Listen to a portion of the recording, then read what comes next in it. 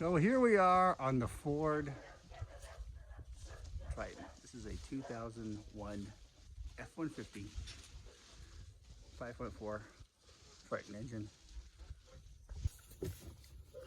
And it has a coolant leak from at least one spot underneath here.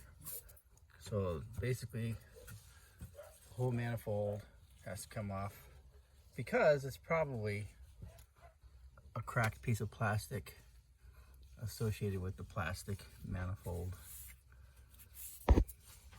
It's actually leaking down onto there, and it's making its way all the way back to the back of the engine and dripping down on the bell housing. So there could be another leak, but with all this off, we'll be able to find it. And I got my audience here. So just a side note on this. This truck has had the transmission rebuilt. And then I took this trailer to California, and then the newly rebuilt transmission broke down in about New Mexico. But I was able to get it all the way to California, where I had it rebuilt under warranty by another company, and now it's solid. But I also had differential has also been completely rebuilt, and so it's got new pinion and ring gears, it's got new wheel bearings, it has new bearings inside the differential, and this thing is now solid all the way to the engine. And it made it all the way back. There was a slight overheating problem because the leak was slow, but it just didn't start leaking until after I got back. So I'm really thankful it didn't start leaking like this when I was out on the road, because I didn't have any tools to deal with it or a place to work on it. So let's get going. So I'm going to start in big phases and kind of come back to you. All right, so we're going to go ahead and take all the air handling stuff off, and then we'll come back. All right, so I got it down to this. I just went ahead and detached this piece right here. It has the mass airflow sensor, and I don't know how to disconnect that. And I know this little grommet pulls out, but I just don't want to deal with it because I can just set it over there. Here's the throttle body, kind of inspect that. Looks like it's a little bit dirty. And so now I'm going to start taking off some of these hoses. I need to drain some of this fluid and start removing all this stuff. Oh, and in the meantime, I'm spray some liquid wrench on that. That's the EGR valve nut to help get it off. So the radiator plug is right there, the white thing. You just unscrew that a little bit and it will start coming out the side. And it will start coming out. You can actually put a little hose on. So for the throttle cable here, this is the cruise control. And to get this thing off, you have to pull this all the way forward and then just slide it forward. It pops off. And then same with this one. When this is all the way down, this little ball will just slide out the side. All right, and that frees this up. Take off our spring. Try to keep all this whole assembly together. Next thing I'll do is take this off.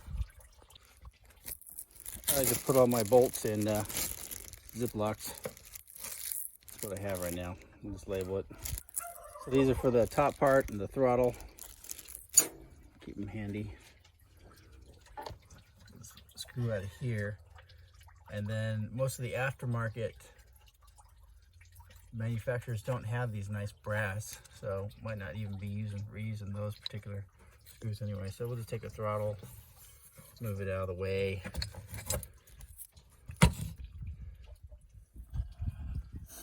Then we will start on some of these hoses. How about the radiator hose?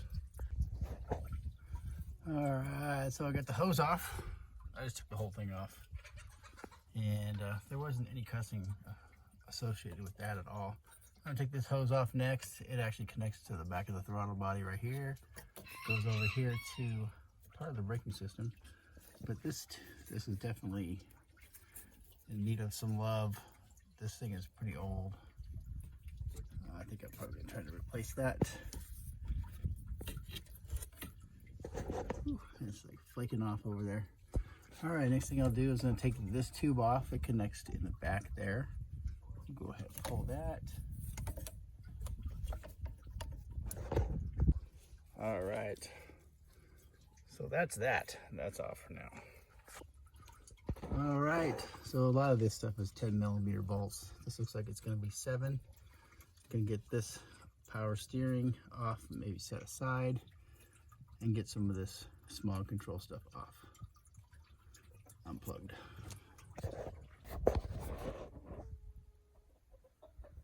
All right, so I'm just gonna take this bracket off because I think the rest of it is gonna be out of the way. Now for the smell control. All right, so we're gonna take some of these wires and we're just gonna cut them off. No, I'm just kidding. I'm just gonna unplug them right here. Just push down. This has got push it on both sides, and this one push down on this. Careful, I pushed it down a little bit too hard. I think it might have cracked it a smidge. So I'm just gonna move that out of the way.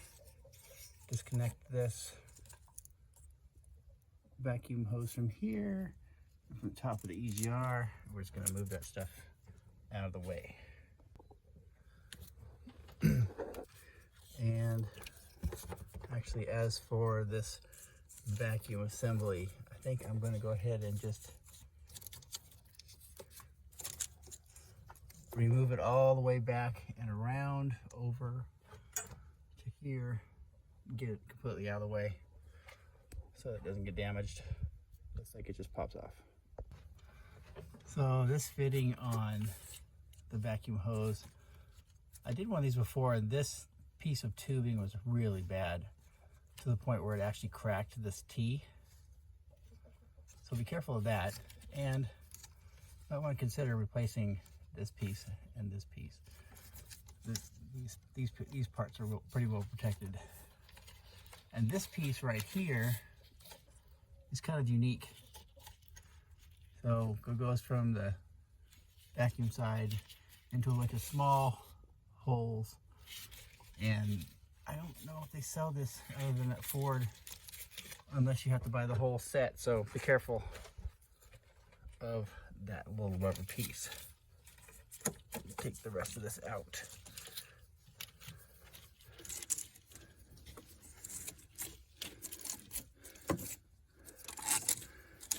Set it aside. Yeah, so this whole thing, be sure to, just kind of go through it and check. Make sure some of this stuff is going to be, replace this tape. Yeah, this part looks okay. These fittings are kind of sketchy, but they're still pretty pliable. So use your best judgment. Might as well fix that while you have it out. So now that we have that out, start to see more of the manifold. All right, meanwhile, there's a part of this harness here, connects heat to this, and it goes underneath. It's part of like a knock sensor. So there's a little piece right here you push in order to get that free. So once you push it down and click, it should just pop right out. Alright, taking this radiator bracket, hose bracket off, just a nut, put the nut back on so you don't lose it. It's just, with that thing sticking up, it's gonna be a knuckle. That would be a knuckler. So these animals have a set feeding time, and it's getting close. They start moving in. Hey, come on, away from my stuff. These guys aren't that bad. It's those guys.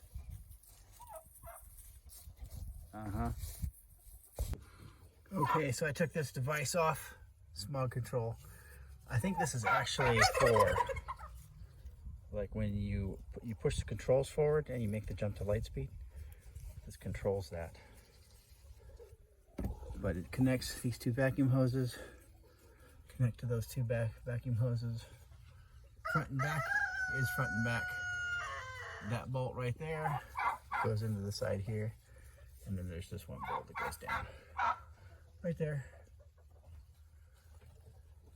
I'm just gonna take it up, get it out of the way. So this part is on the 2000 is not for the warp drive. It's a different year.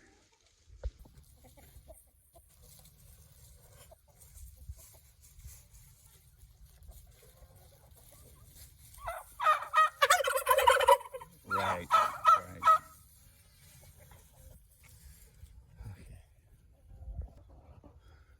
All right, so I did have some liquid wrench on this. Been soaking for probably half an hour or so. I'm gonna give it a whirl. I do not have an actual, I think it's a 1 1/8 or 1 1/4. So I gotta use a pipe wrench, this ugly old thing. All right, so, I mean, I broke it free. And you can kind of see that stuff penetrated in pretty good. I'm impressed. I am impressed. All right, next is the throttle body. There's 4 bolts, 10 millimeter. Here, a long one here. One right over there. And one right over there. Middle of the screen.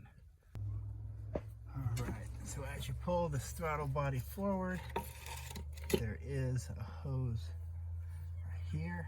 Gotta disconnect, and then you can get to this plug right there. All right, so I got that out of the way. That plug right here, I put some paper towels in here. It's just to keep, if anything drops down there, of course it would make it a straight run for some place you didn't want it to go. But I don't know, I think from there it drops down into the lower manifold before it comes back up to go down into the cylinders, but better safe than sorry. All right, so getting a lot of this pulled out. I think next thing that's gonna have to get it moved out of the way, doesn't necessarily have to come all the way off, is the alternator.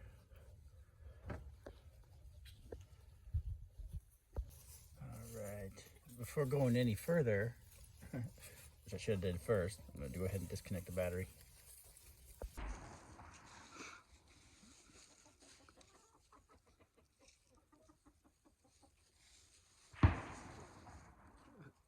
So this is Tennessee,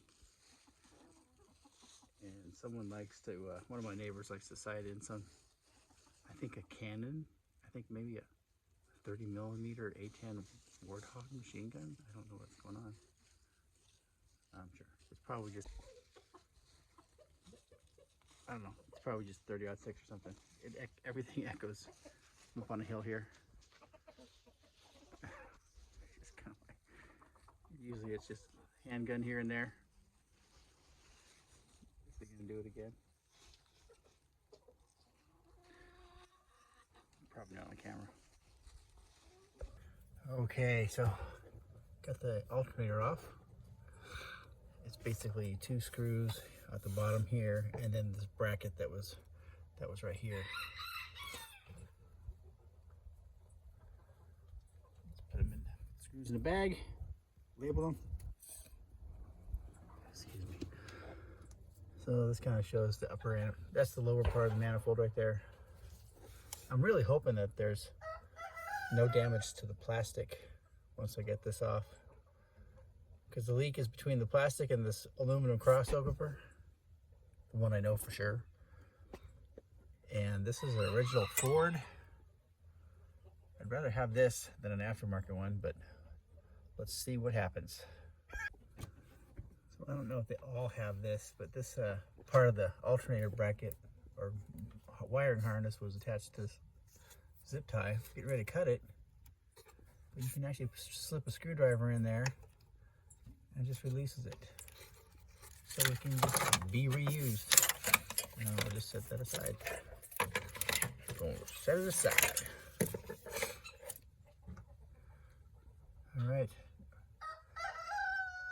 Next thing is to unplug all these injectors. And I think that these coils have to come out on both sides. So let's do that.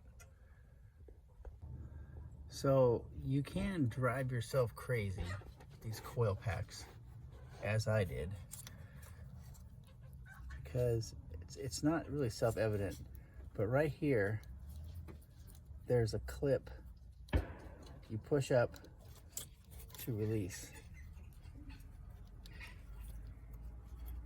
and of course I just had it. Yeah, there it goes. See,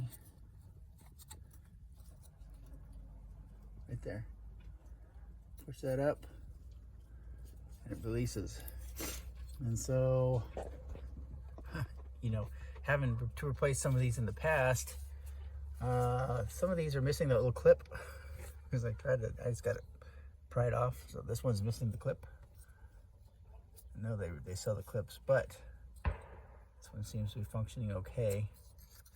And if you put a little bit of clear silicone caulk, just a smidge, I mean a smidge, put it in there, it'll let it dry for a few hours, it'll hold it in place, and it will also allow you to pull it off next time. Now I have one in the back that is just outright damaged because I couldn't get it off.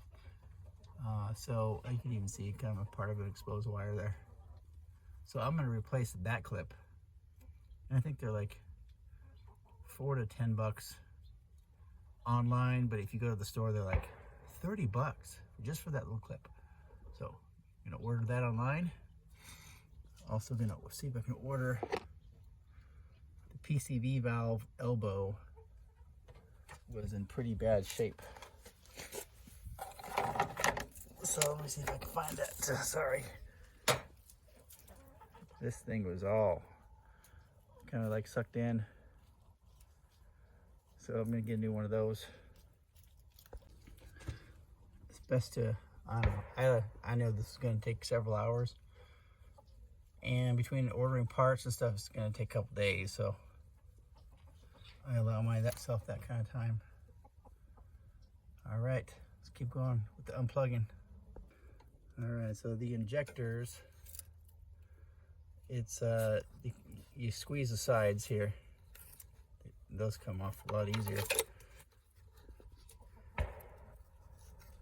So we'll just kind of work our way down the road here. Get all these things unplugged. Another thing too about these manifolds is that under the manifold here, this is all stuff that's open to things like field mice or other kinds of mice, gophers. They can get in there, and sometimes they do. And so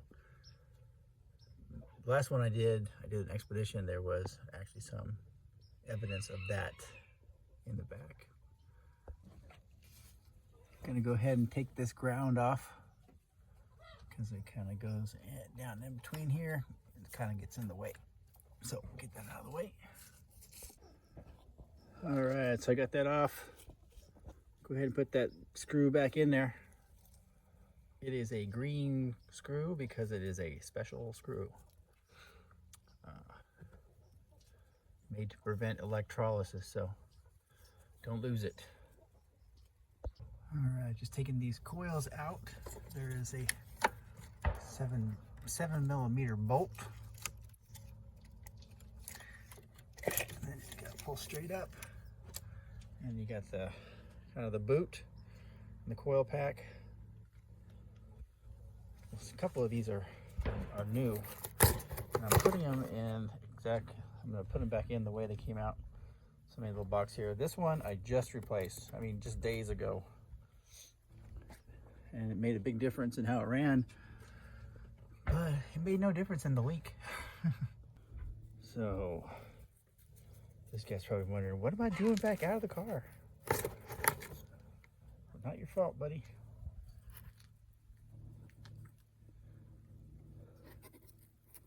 I know.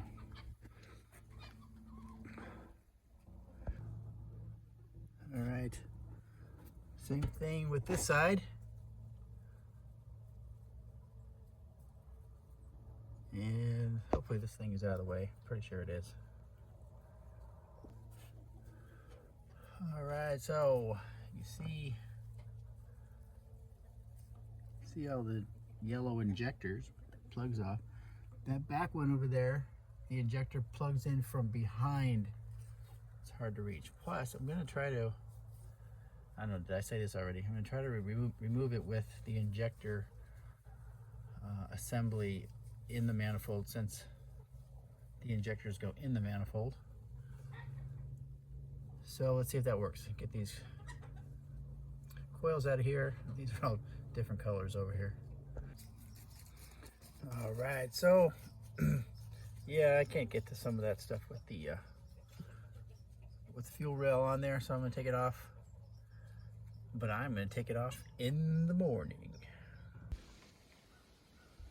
All right, so it is the next day. Had some work to do. So I'm gonna take off the fuel rail. Just start back here. There's some clips to take off, kind of like protecting the actual connection. I don't know, in case they fly off. There's actually even some sort of little cable back there. And then we have a special tool to release those. Before we do that, you basically just unscrew this, kind of like a tire. Press on it, make sure that there's no pressure in there from the gasoline. I'll put a little rag over that, release the pressure, and go from there. All right, so I was able to just, without the right tool, I'm gonna get the release tool a little bit later. I was able to pull that part of the fuel rail off. Watch these little O-rings. Sometimes they stick up in here, and sometimes they stay on there, but you don't want to lose those.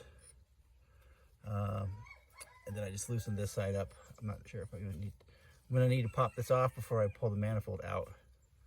But as you can see, sometimes the injector pops out and sometimes it stays in the rail. But I pulled it out of the rail and just set them back in so nothing drops down in there, because that does lead to the valve chamber, top of the valve, pretty dang close. And so we're just going to loosen some of these screws, bolts. I got a few loosened already. That's not one of them. One of them's here on the aluminum, several here on the back. In the back, there's two long ones that go on here, part of what holds the manifold on, and there's two more back there. So let me do that and come right back. All right, so kind of like boom, the back one here is the hardest to get out. But I have to take a look at that and see if that's oil or if it's a mixture. Kind of looks greenish in this video. To my naked eye, it looks like oil. I put some towels in the intake manifold holes. The actual sealing surfaces don't look too bad under quick inspection, but you see what the problem is without even having to take the crossover off. That's kind of like deformed plastic in there.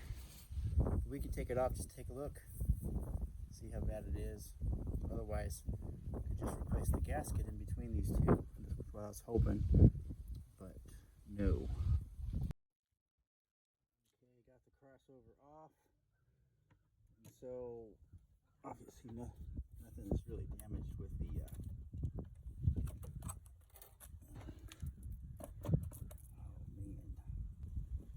oh man, see this, you have to be able to put a new gasket. That is just blown up. Man, it's just not even possible. Anyways, I'm gonna have to get a new manifold.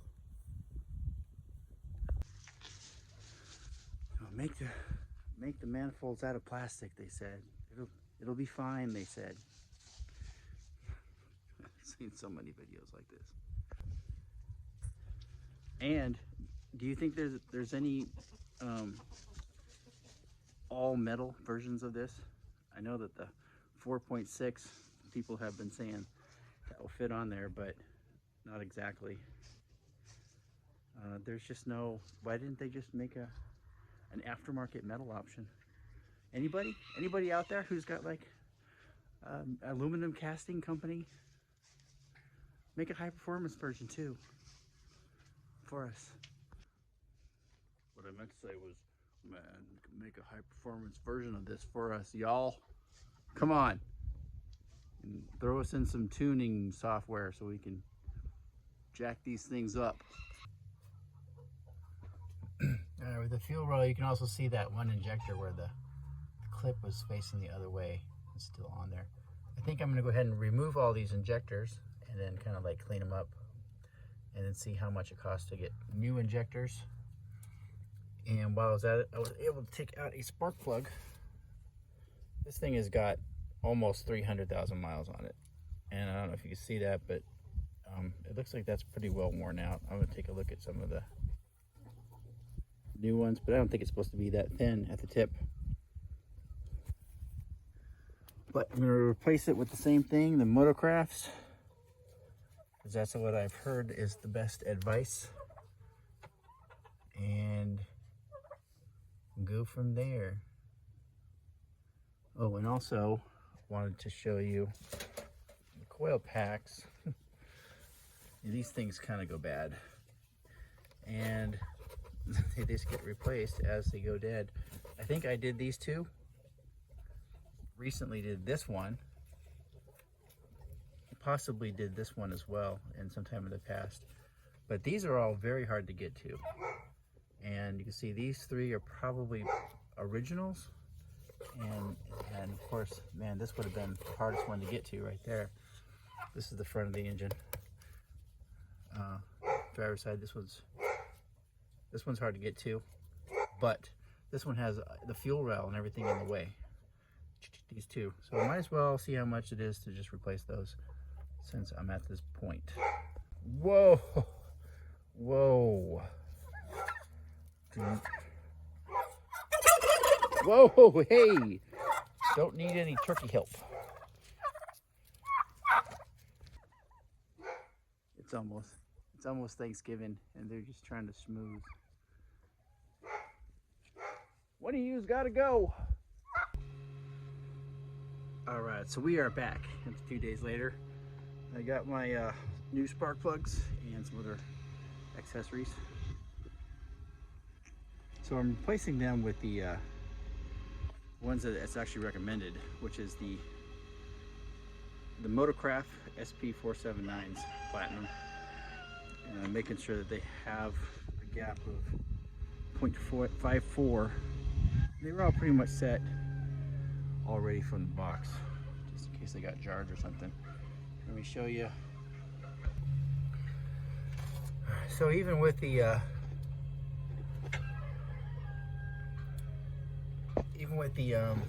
manifold off, they're still, I mean, they're still not easy to get to, and they're way down in there. So basically just used a 5/8,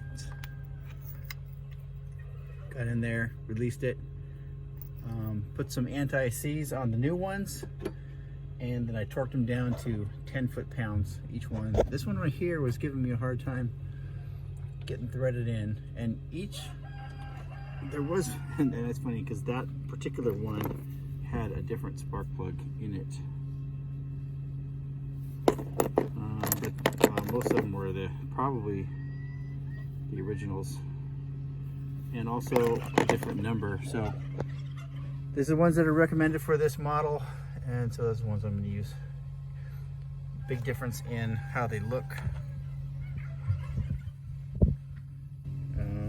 Actually, each particular spark plug looks a little bit different, but the newer ones a little bit broader tip, where some of them were worn down to a point. This one's kind of like worn a little bit off center, and so varying degrees of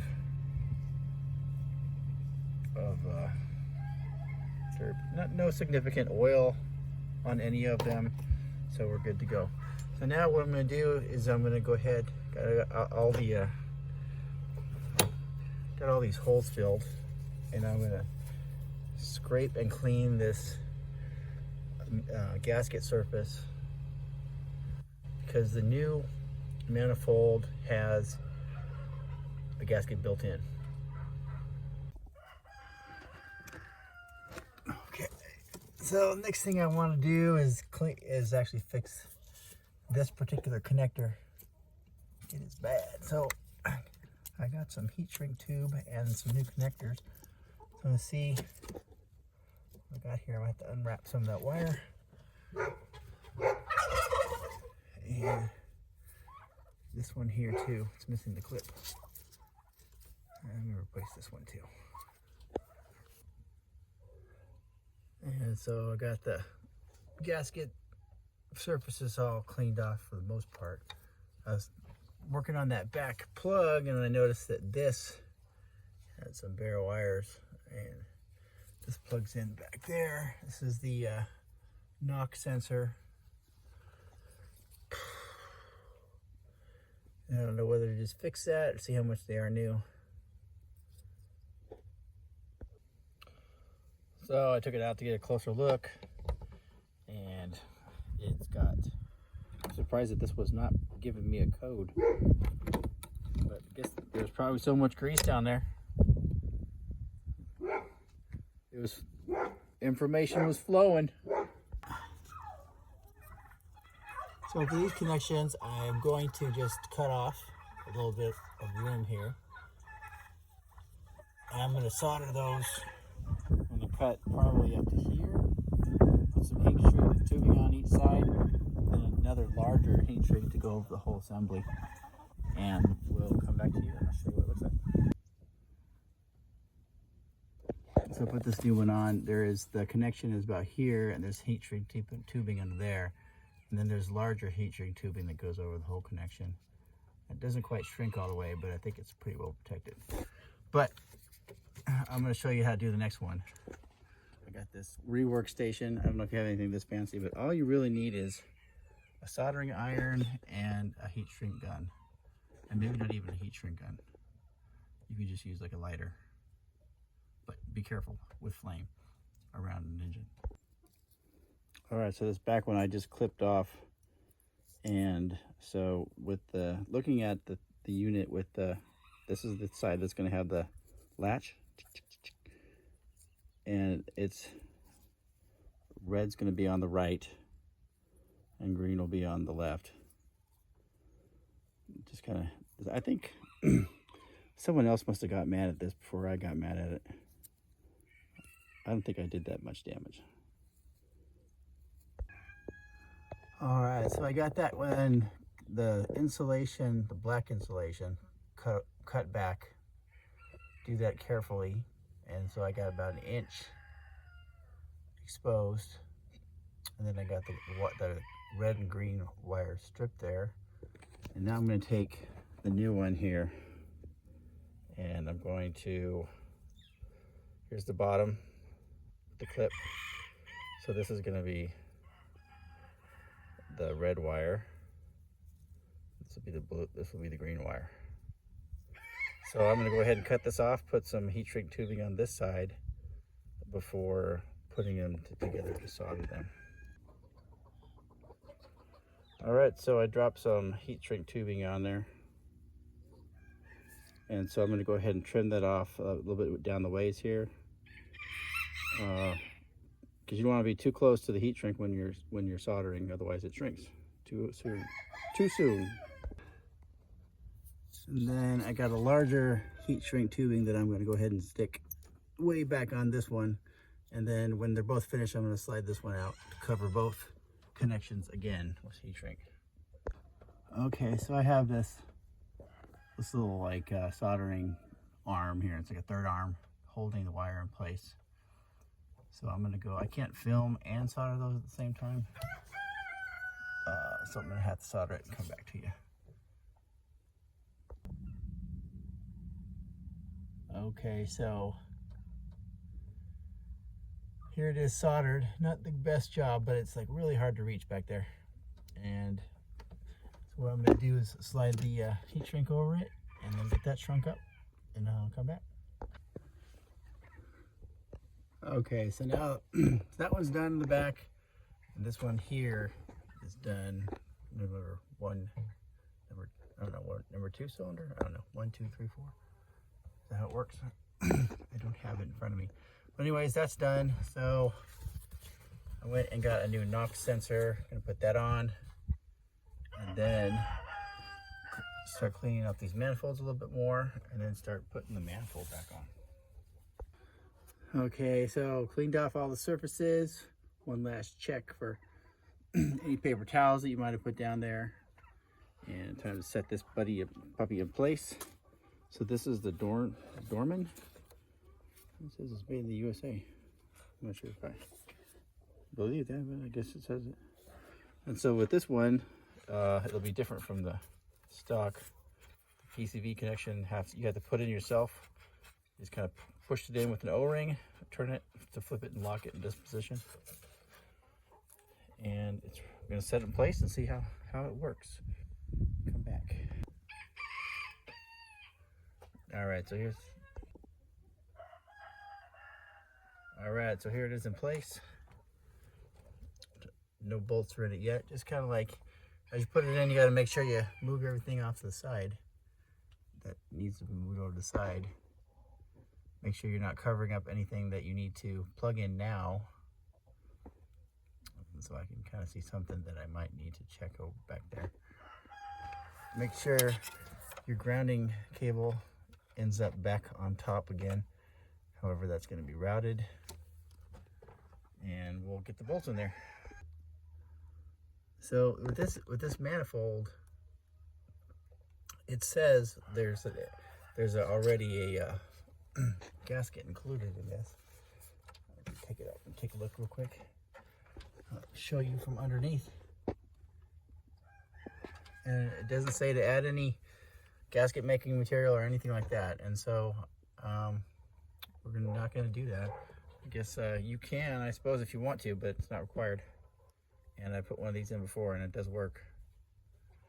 And I don't believe it's developed any problems. All right, so we got the bolts in here, and I got them just kind of like finger tight, except for this one's a little bit more than finger tight, because you gotta seat that, but it's still loose. And so there is actually here's your bolt torquing order. They want you to tighten it to, it looks like, okay, it says here, stage 1, 2 Newton meters, 18 inch-pounds, which is essentially a foot-pound. And then stage 2, 18 foot-pounds. Okay, so it is the next day, and I forget where I left you off there. So I have a lot of this stuff put back on. I got all the coils, injectors plugged back in. I got the fuel rail reinstalled. I have the PCV hose rerun over to there, the PCV valve right there. And so we're going to go ahead and put the throttle body back on. And I've taken and I ran out of brake cleaner to wash the outside, but I did rinse the inside as much as I could. It's still a little bit dirty, but we're going to go with it. And so this has the also has the gasket built into it, and there's a plug right there. We're going to go ahead and plug that in before we kind of push it back. Make sure we can still access it before putting the bolts in. And I'm gonna go ahead and put that in there, finger tighten the bolt, and come back to you. Okay, so I'm just working my way around here. Got the throttle body kind of torqued down. Put the vacuum hoses back around, under through there, around here. This one actually comes around the other way, plugs into the smog control stuff, which I need to put on next. I got the EGR hooked up, but I need to tighten that down. And we're gonna go ahead and get the smog stuff on, and we'll come back. So this is one of the new bolts that comes with the manifold. And the old Ford manifolds, I might have mentioned this already, have the brass bushings. And these are self-tapping screws. So you want to snug them down, but don't like over torque these things. And it gives you specs on how much you're supposed to torque these to. But you need the you really need the small Newton meter. So that's tight, but I'm not going to over tight it because I could easily strip that thing out. All right, so there's the smog control. Plug in the all the stuff that was there after fixing the little clip that I probably pressed too hard on. There we go. It goes in. We have some vacuum harnesses that also plug into here. Right there. And then this one goes on the top. Alright, so that's it for the vacuum hoses. Yes, it is. Okay. So now to finish off, we got to put the alternator back in. What else? Oh, throttle cables. Do the alternator first. Throttle cables, radiator hose. All right, so we got the alternator put back in. It's a good idea to leave this off until you have everything routed. Make sure all these cables are going to go on the right side. So, which was good because I would have put it on the wrong side. All right, down to the wire. So let's put in the throttle, and we'll come back. Okay, so the throttle also gets these new self-tapping in this particular model.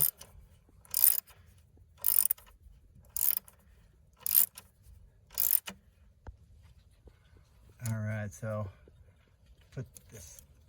Ooh. Yeah, see, I just washed that in this.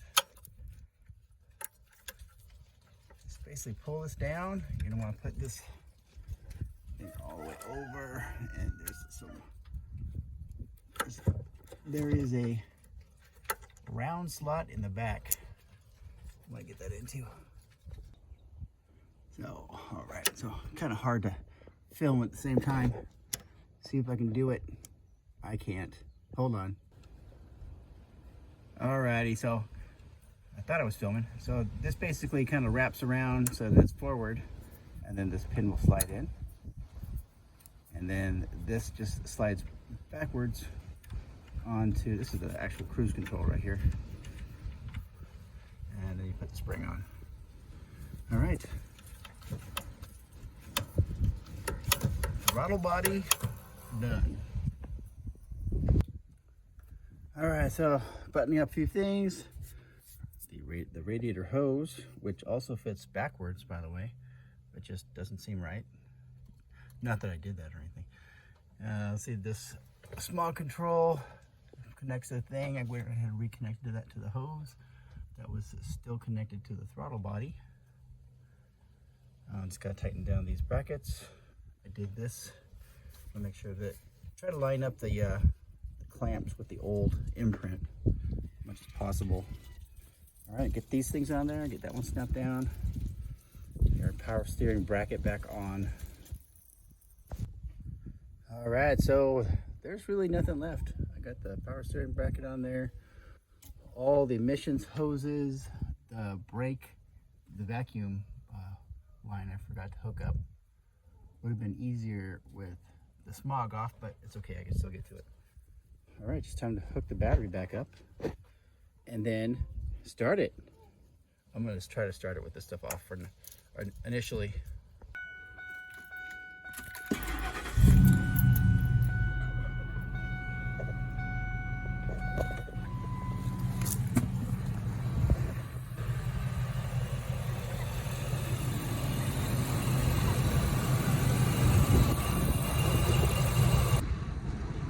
So there it is.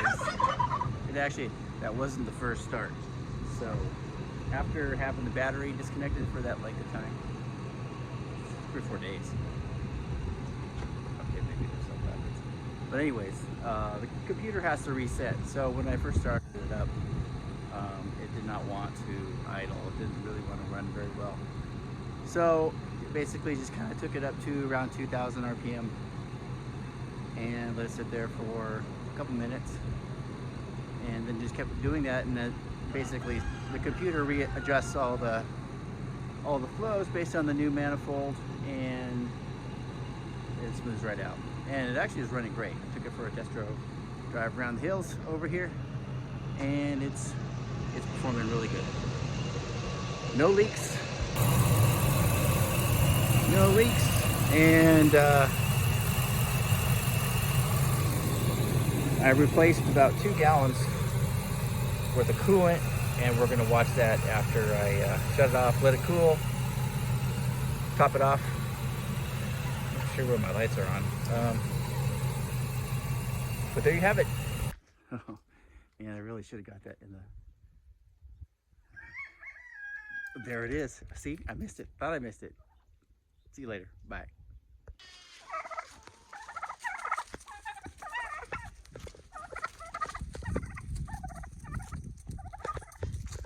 It's happening. It's happening.